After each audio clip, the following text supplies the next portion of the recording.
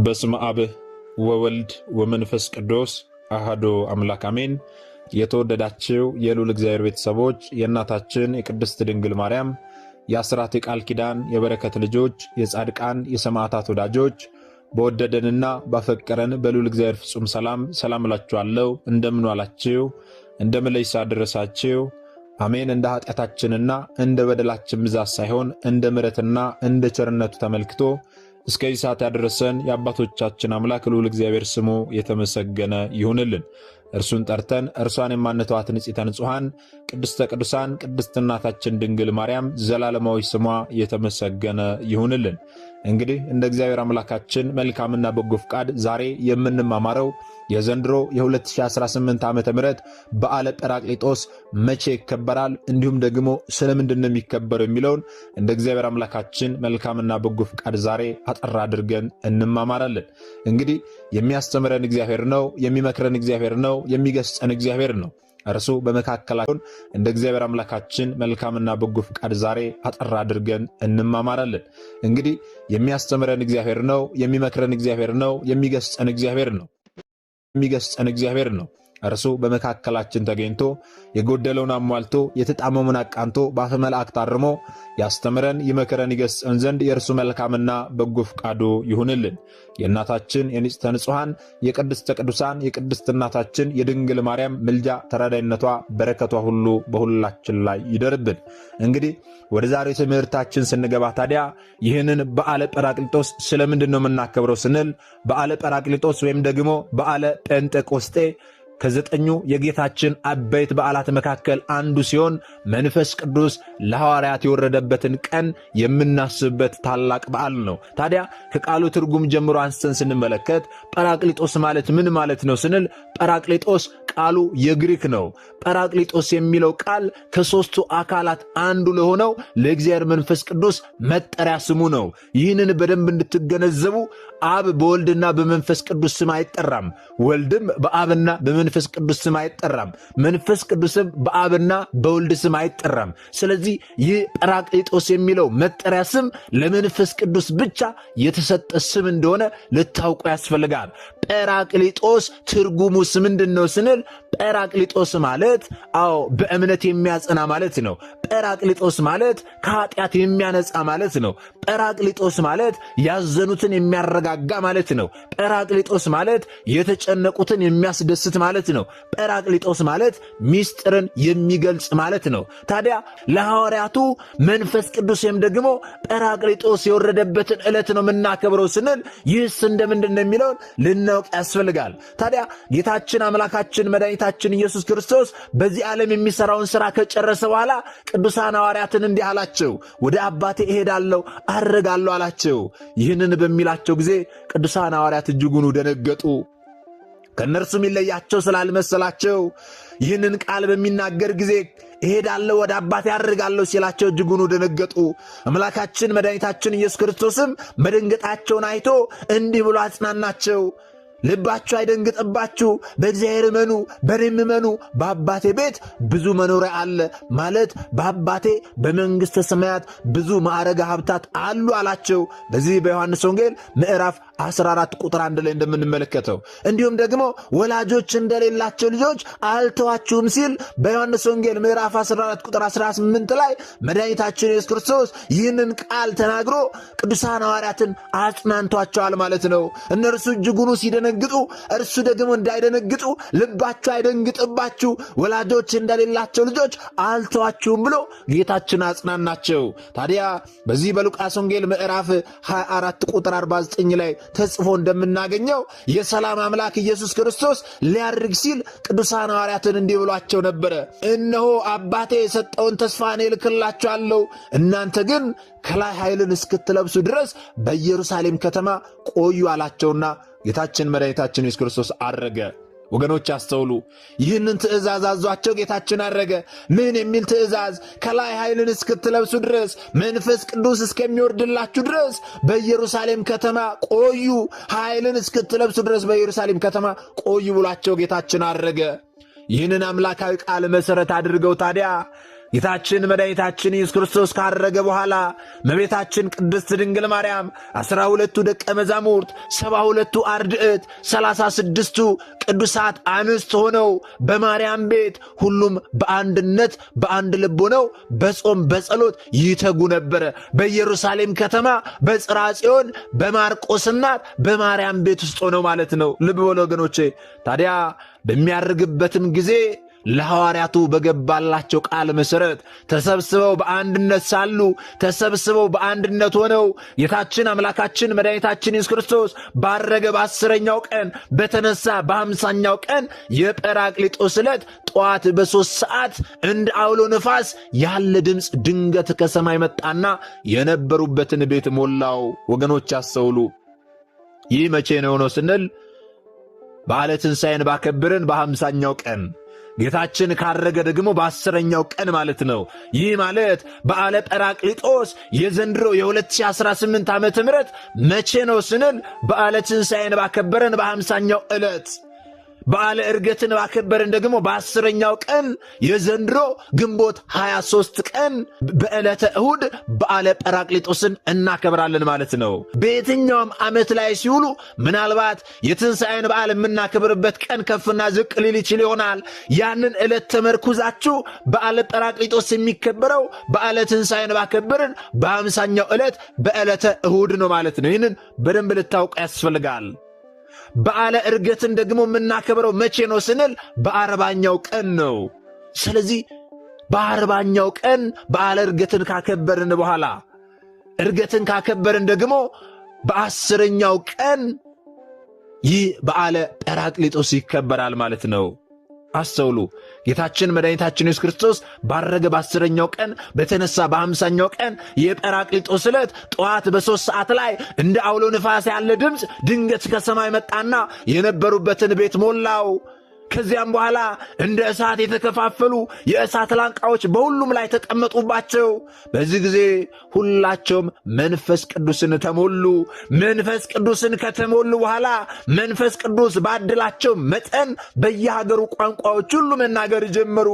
የሐዋርያት ሥራ ምዕራፍ 2 ቁጥር 1 ጀምሮ እስከ 4 ስትመለከቱ እንደምታገኙት ጌታችን መድኃኒታችን ኢየሱስ ክርስቶስ መንፈስ ቅዱስን ለሐዋርያት የላከበት ይህ በዓል ታላቅ በዓል ነው። በዓለ ጰራቅሊጦስ ተብሎ ይከበራል በዛሬቱ ዕለት ማለት ነው። ሐዋርያት በጽርሐ ጽዮን ተሰብስበው ሳሉ መንፈስ ቅዱስ በእሳት አምሳል ወርዶ ሰማያዊ ሀብትን ዕውቀትንና ጸጋን አድሏቸዋል። መንፈስ ቅዱስ ከወረደላቸው በኋላም ደግሞ በአእምሮ ጎልምሰዋል። ጥዋን ወይም ደግሞ ቆራጦች ሆነዋል። ፍርሃት ከውስጣቸው ተወግዶ መንፈሳዊ ድፍረትን አግኝተዋል። ጽኑዓን ሆነዋል። ለስብከተ ወንጌል የሚፋጠኑና ለሰማዕትነት የሚዘጋጁ ሆነዋል።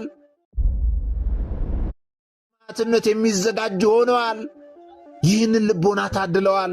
ቀድሞ ይናገሩ ከነበሩት ከዕብራይስጥ ቋንቋ በተጨማሪ 71 ቋንቋ ተገልጸውላቸው ምስጢራትን መተርጎም ማስተማር ጀምረዋል ማለት ነው። የሀገሩ ሁሉ ቋንቋ የተገለጸላቸው ሁሉንም የሀገሩን ቋንቋ አውቀው እንዲያስተምሩ ነው። ምዕመናንን ወንጌልን እንዲያስተምሩበት ነው። ዛሬኛ ለመከፋፈል አደረግነው እንጂ ማለት ነው። ታዲያ ይህ ሲከናወን መንፈስ ቅዱስ ለሐዋርያት በሚወርድበት ጊዜ ከተለያየ ክፍለ ዓለም የመጡ ብዙ ሰዎች በውጭ ነበሩ። መንፈስ ቅዱስን ከተቀበለው በኋላ ከዚያ ቤት ሲወጡ የተለያየ ቋንቋ መናገር ጀመሩ። በዚህ ጊዜ ከተለያየ ክፍለ ዓለም የመጡ እነዚያ ሰዎች እነዚህ የገሊላ ሰዎች አይደሉምን? እንዴት የኛን አገር ቋንቋ ሊናገሩ ቻሉ? በማለት ይገረሙ ነበረ። አመንትተውም ደግሞ እርስ በርሳቸው እየተያዩ እንጃ ይህ ምን ይሆን እያሉ ይናገሩ ነበረ። አንዳንዶች ደግሞ ከአይሁድ ወገን የሆኑ ሐዋርያትን እንዲህ ይሏቸው ነበረ፣ እነዚህማ ጉሽ ጠጅ ጠጥተው ሰክረው ነው እንጂ ይህማ እንዴት ይሆናል? ዝም ብለው ሲቀባጠሩ ነው፣ ተዋቸው ይሉ ነበረ። እነርሱ ግን መንፈስ ቅዱስ ወርዶላቸው በአንድ ላይ 72 ቋንቋ መናገር ችለው በ72ቱም ቋንቋ መንፈስ ቅዱስ እንደገለጠላቸው መጠን ማስተማር ጀምረው ነበረ። ይህንን ሲያዩ ተዋቸው፣ ዝም ብለው ነው የሚቀባጥሩት ተባባሉ አይሁዳውያን። ጉሽ ጠጅ ጠጥተው ነው አሉ። ነገር ግን ቅዱስ ጴጥሮስ ይህንን ሐሳባቸውን በመንፈስ ቅዱስ ተረድቶ አውቆ ድምፁን ከፍ አድርጎ እንዲህ ብሎ ገሥጻቸው፣ ተናገራቸው። ምን ብሎ ገሥጻቸው ስንል የይሁዳ ሰዎች፣ በኢየሩሳሌም የምትኖሩ የምትኖሩ ሁላችሁ ይህ በእናንተ ዘንድ የታወቀ ይሁን። ቃሎቼንም አድምጡ። ሰክረዋል የምትሉ ለእናንተ እንደመሰላችሁ እነዚህ ሰክረው አይደለም። ጊዜው ማለዳ ነው፣ ሰዓቱም ገና 3 ሰዓት ነው። ዳሩ ግን በነቢዩ ኢዮኤል እግዚአብሔር በኋላኛይቱ ቀን እንዲህ ይሆናል፣ ሥጋ በለበሰ ሁሉ ላይ ከመንፈሴ ያፈሳለሁ። ወንዶችና ሴቶች ልጆቻችሁም ትንቢት ይናገራሉ፣ ጎበዞቻችሁ ራእይ ያያሉ፣ ሽማግሌዎችም ሕልም ያልማሉ። ደግሞም በዚያች ወራት በወንዶችና በሴቶች አገልጋዮች ላይ ከመንፈሴ አፈሳለሁ ብሎ ትንቢት ተናግሯል። ይህ ትንቢት ይፈጸም ዘንድ ይህ ሆነ እንጂ እናንተ እንደምትሉት ሰክረው አይደለም፣ ትንቢቱ ይፈጸም ዘንድ ነው ብሎ ሐዋርያው ቅዱስ ጴጥሮስ ተናገራቸው፣ ገሥጻቸው። ትንቢቱ የቱ ጋር የተጻፈ ስንል ኢዮኤል ምዕራፍ 2 ቁጥር 28 እስከ 33 ስትመለከቱ እንደምንመለከተው ማለት ነው። ይህንን ድንቅ ተአምር ያደረገው እናንተ የሰቀላችሁት ኢየሱስ ክርስቶስ ነው በማለት ሐዋርያው ኢየሱስ ክርስቶስ ነቢያት ትንቢት የተናገሩለት ምሳሌ መሰሉለት አምላክ ወልድ አምላክ መሆኑን ከሙታን ተለይቶ መነሳቱን ማድረጉንና ዳግም በክብር በምስጋና መጥቶ በሕያዋን በሙታን ላይ የሚፈርድ መሆኑን እንደሚመሰክሩ በአይሁድ ፊት ልብን የሚነካ ትምህርት አስተማረ ሐዋርያው ቅዱስ ጴጥሮስ ማለት ነው። በቅዱስ ጴጥሮስ ትምህርት የተማረኩ አሕዛብ ቅዱስ ጴጥሮስንና ሌሎችን ሐዋርያትን ወንድሞች ሆይ ምን እናድርግ እያሉ ጠየቋቸው። በዛ ጊዜ ወደ ልቦናቸው ተመልሰው ማለት ነው። ቅዱስ ጴጥሮስም ንስሐ ግቡ፣ ኃጢአታችሁም ይሰረይላችሁ ዘንድ ተጠመቁ፣ የመንፈስ ቅዱስንም ስጦታ ትቀበላላችሁ፣ የተስፋው ቃል ለእናንተና ለልጆቻችሁ አምላካችንም ወደ እርሱ ለሚጠራቸው በሩቅ ላሉ ሁሉ ነው ብሎ ሐዋርያው ቅዱስ ጴጥሮስ ያስተምራቸው ዘመረ ማለት ነው። በዚህ ቀን 3000 ሰዎች አምነው ተጠመቁ። ቅዱሳን ሐዋርያት መንፈስ ቅዱስን ተቀብለው የሞቱና የትንሣኤው ምስክሮች ሆነዋል። የሐዋርያት ሥራ ምዕራፍ 2 ቁጥር 1 ጀምሮ ስትመለከቱ ይህም ታዲያ ሐዋርያት መንፈስ ቅዱስ ከወረደላቸው በኋላ ያደረባቸው የማሳመን ጸጋና ተአምራት የማድረግ ኃይላቸው እንደበዛላቸው የሚያሳይ ነው ማለት ነው። ታዲያ የመንፈስ ቅዱስ ጸጋ በእነሱ ላይ ሲያድር ለቤተ ክርስቲያን ጉዞ አዲስ ምዕራፍ የከፈተ ነው። ይህ የጰራቅሊጦስ በዓል በግሪኮቹ ቋንቋ ጴንጤቆስጤ ይባላል። ጴንጤቆስጤ ማለት 50ኛ ማለት ነው። ጌታችን ከተነሳ በኋላ በ50ኛው ቀን ማለት ነው። ይህ ዕለት በዓለ 50 በዓለ ጰራቅሊጦስ ተብሎ በታላቅ ድምቀት ይከበራል ማለት ነው። ይህንን በደንብ ልናውቅ ያስፈልጋል። ስለዚህ ከዚህ በዓል ምንድነው የምንማረው? ከበዓለ ጰራቅሊጦስ ምንድነው የምንማረው ስንል ጌታችን አምላካችን መድኃኒታችን ኢየሱስ ክርስቶስ ቅዱሳን ሐዋርያት እናንተ ግን ከላይ ኃይልን እስክትለብሱ ድረስ በኢየሩሳሌም ከተማ ቆዩ ባላቸው መሰረት በኢየሩሳሌም ከተማ ቆይተው ተስፋውን ሲጠባበቁ መንፈስ ቅዱስ ወርዶላቸዋል። ቅዱሳን ሐዋርያት በዚች ቀን በ3 ሰዓት ላይ ኢየሱስ ክርስቶስ ጰራቅሊጦስን ልኮልናል፣ በላያችን ኃይልን መላ፣ ኢየሱስ ክርስቶስ የእግዚአብሔር ልጅ በሕያዋንና በሙታን ይፈርድ ዘንድ ስልጣን እንዳለው በአዲስ ቋንቋ ተናገርን በማለት በዕለቱ ያዩትንና የተደረገላቸውን እንዲሁም ደግሞ ስለ በዓሉ ታላቅነት ከመሰከሩ በኋላ ይህንን በዓል ማክበር እንደሚገባ አዘዋል፣ አስተምረዋል ማለት ነው። በአንጻሩ በዚህ ወቅት በበዓለ 50 መጾምና ማዘን ተገቢ አለመሆኑንም በዚሁ በመጽሐፈ ዲድስቅልያ ላይ ተጽፎ እንደምናገኘው ተነግረዋል ማለት ነው። ስለዚህ ዛሬ መንፈስ ቅዱስ የሚወርድባት ኢየሩሳሌም ቅድስት ቤተ ክርስቲያናችን እንደሆነች ልናውቅ ያስፈልጋል። ለዚህም ነው ዘወትር በቅዳሴ ጊዜ መጀመሪያ ላይ እንዲህ የሚል ቃል እናገኛለን። ይህቺ ቀን ምን ያህል የምታስፈራ ናት፣ ይህቺ ሰዓት ምን ያህል የምታስጨንቅ ናት፣ መንፈስ ቅዱስ ከሰማያ ሰማያት የሚወርድባት የሚባለው ዛሬም መንፈስ ቅዱስ የሚወርድባት ይህኛ ቅድስት ቤተ ክርስቲያን እንደሆነች ልናውቅ ያስፈልጋል። ለቅዱሳን ሐዋርያት መንፈስ ቅዱስ እንደወረደላቸው ለእኛም እንዲወርድልን ደግሞ ሁል ጊዜ ቤተ ክርስቲያን መሄድና መገኘት ይገባል ማለት ነው። ከቤተ ክርስቲያን ተለይቶ ጽድቅ የለም ወገኖቼ። ቤተ ክርስቲያን የመንግሥተ ሰማያት በር ናት። በዚህ በዘፍጥረት ምዕራፍ 28 ቁጥር 17 ላይ እንደምናገኘው ይህቺ የሰማይ ደጅ ናት እንደተባለ ማለት ነው። በዚህ መሰረት ለእኛም ታዲያ በ40 ቀንና በ80 ቀን የተሰጠን ጸጋ መንፈስ ቅዱስ እንዳይለየን ሕጉንና ትእዛዙን መጠበቅ ጠዋት ማታ ወደ ቤተ ክርስቲያን መሄድ መገስገስ ከኛ ይጠበቃል ማለት ነው። ይህንን በደንብ ልናውቅ ያስፈልጋል። እንግዲህ ሐዋርያት መንፈስ ቅዱስን ከተቀበሉ በኋላም ደግሞ ጾምን የአገልግሎት መጀመሪያቸው አድርገዋል። ሐዋርያት የመንፈስ ቅዱስን ጸጋ ከተቀበሉ በኋላ የጾሙት ስለ 2 ዓላማ ነው። የመጀመሪያው ምንድነው ስንል አንደኛው ስለተሰጣቸው ጸጋ መንፈስ ቅዱስ አምላካቸውን ለማመስገን ነው። ሁለተኛው ደግሞ በዓለም ሁሉ ዞረው ለሚሰብኩት ወንጌል ራሳቸውን ለማዘጋጀት ነው። ሐዋርያት መንፈስ ቅዱስ ከወረደላቸው በኋላ መጾማቸው ጌታችን መድኃኒታችን ኢየሱስ ክርስቶስን አብነት አድርገው ነው።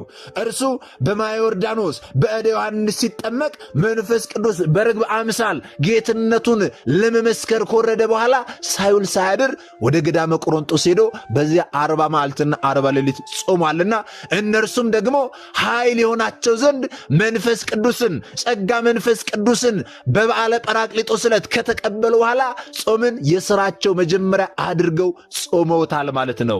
በዚህም መሰረት ታዲያ የሐዋርያት ጾም የሚጀምረው ወይም ደግሞ የሰኔ ጾም የሚጀምረው ከበዓለ ጰራቅሊጦስ ማግስት በዕለተ ሰኞ ጀምሮ ነው ማለት ነው። ፍጻሜው ደግሞ ሐምሌ 5 ቀን ነው። ሐምሌ 5 ደግሞ ቅዱስ ጳውሎስና ቅዱስ ጴጥሮስ ሰማዕትነትን የተቀበሉበት ዕለት ነው። እስከዛ ቀን ድረስ እስከ ሐምሌ 5 ቀን ድረስ ይጾማል ማለት ነው። ስለዚህ ቤተክርስቲያናችን ልጆቿ የሐዋርያትን በረከት ያገኙ ዘንድ ከሰባቱ አጽዋማት መካከል አንዱ አድርጋ ጾመ ሐዋርያትን ሁሉም እንዲጾሙት አውጃለች ማለት ነው። በአጠቃላይ በሐዋርያት ጾም የሐዋርያት ክብራቸውና አገልግሎታቸው ይታሰባል። ይህንን ጾም የምንጾመው ደግሞ የሐዋርያትን በረከት ለመላበስ እነርሱ ድል ያደረጉትን ዓለም እንድናሸንፈው አምላካችንንም ለመማጸን ነውና ሁላችንም በዚህ ጾም ከልባችንን ጾመን ሁሉን ትተን ጌታችንን ልንከተል ያስፈልጋል ማለት ነው። ስለዚህ በዓለ ጰራቅሊጦስ መቼ ይከበራል ስንል የጌታችን የመድኃኒታችን ኢየሱስ ክርስቶስን በዓለ ትንሣኤ ባከበርን በ50ኛው ዕለት፣ በዓለ ዕርገትን ባከበርን ደግሞ በ10ኛው ዕለት በዓለ ጰራቅሊጦስ ይከበራል። በዓለ ጰራቅሊጦስን ባከበርን በነጋታ ወይም ደግሞ በማግስቱ ደግሞ ዕለተ ሰኞ ነው የሚሆነው። በዕለተ ሰኞ ደግሞ የሰኔ ጾም ወይም ደግሞ ጾመ ሐዋርያት ይጀምራል። እስከ ሐምሌ 5 ቀን ድረስ ይጾማል ማለት ነው። ጾመ ሐዋርያት ወይም ደግሞ የሰኔ ጾም ለምን ይጾማል፣ መቼ ይገባል የሚለውን ከዚህ ፊት ተማምረናል። ከዚህ በኋላም ደግሞ ሰፋ አድርገን ራሱን በቻለ ትምህርት እንማማራለን ማለት ነው። ዛሬ ግን ይህንን ክብረ በዓል ስለምን እንደምናከብር መንፈስ ቅዱስስ ለማን የወረደው እንዴት ነው የወረደው የሚለውን እንድናውቅ ከብዙ በጥቂቱ አጠር አድርገን ተማምረናል ማለት ነው። ስለዚህ እኛ የተማርነውን ደግሞ ላልተማሩት ወንድሞቻችን ልናስተምር ልናሳውቅ ያስፈልጋል። እኛ የተማርነውን አስተምረን እኛ ያወቅነው አሳውቀን ቢሆን ኖሮ ማንም ሀብተ ወልድና ስመ ክርስትና ሰጥታ ማኅተብ በአንገቱ ላይ ካሰረችበት ከቅድስት ቤተክርስቲያን ወጥቶ ወደ ሌሎች ሃይማኖት ተቋማት ባልሄደ ባልገባ ነበር። ነገር ግን እኛ የተማርነውን ስለማናስተምር ያወቅነው ስለማናሳውቅ ብዙቶቻችንና ወንድሞቻችን እየሳቱ ነው ያሉትና የሳቱትንም ለመመለስ ያሉትንም ለማጽናት አሁን ላይ የተማርነውን ወደፊትም የምንማረውን ቤተክርስቲያናችን አስተምሮ ልናስተምር ያስፈልጋል ማለት ነው።